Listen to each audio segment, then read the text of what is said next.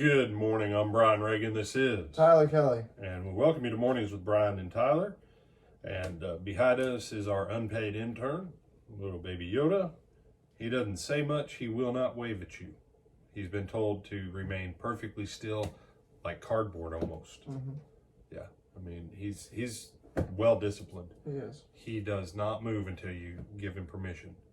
So it's like he's cardboard, Tyler. Pretty close. Pretty close. And so because he's not going to distract us from our reading in Proverbs 6, verses 20 through 26, Tyler, go on ahead and read that for us. My child, keep your father's commandment and do not forsake your mother's teaching. Bind them upon your heart always, tie them around your neck. When you walk, they will lead you. When you lie down, they will watch over you. And when you awake, they will talk with you.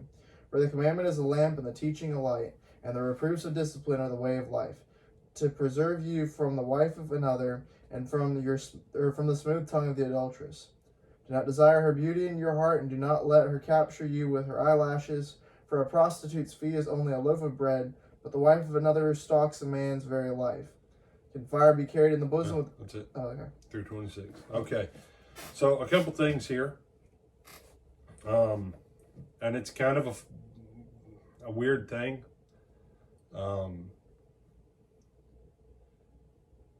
The warning about the woman, okay?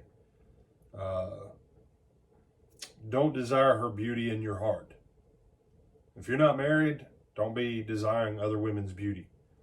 You don't always know who's married and who's not. And that's the wisdom of that injunction. I'd like to tell you that a smooth talking chick can't ensnare a guy and lead him to the path of destruction real quick. Yeah, they can. And you say, that's not the woman. Okay. If a woman speaks those kinds of words to a man, that part's her fault. Him going along with it, that's his fault. It's a both and. It's a both and. But the father here gives a warning. A prostitute's fee is only a loaf of bread.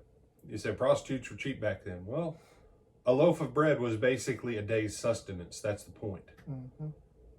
One day's wages, a day's sustenance. And his point is, yeah, once you're done with her. But then he gives him a warning. But the wife of another stalks a man's very life. Why? Because when her husband finds out, if her husband has any integrity, he's going to kill you, or he's going to try and hunt you down and kill you. And that's why the warning is what it is. Don't take the beauty of a woman into your heart. True, women are beautiful. Hello. Women have the majority of women have a general beauty that is inherent just by the sheer fact they're women. His warning is, don't get intoxicated by that. Don't take it into you. Because otherwise, everywhere you look, everything you see, everything you think about, you're going to be thinking about women all the time. And where does that lead? Boom, right there. You say, but brother, what's the antidote? The antidote is the first part. Keep your father's commandment. Don't forsake your mother's teaching. Bind them on your heart.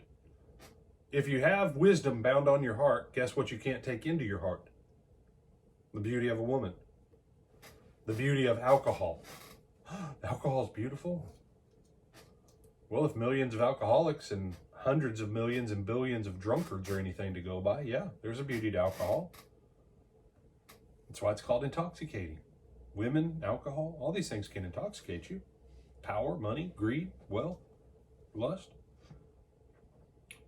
Bind them on your heart. Tie them around your neck. When you walk, they'll lead you. When you lie down, they'll watch over. When you wake, they'll walk with you. For the commandment is a lamp and the teaching a light.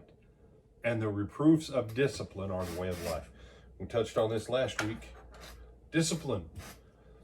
Discipline isn't about, me taking a belt and whipping Tyler.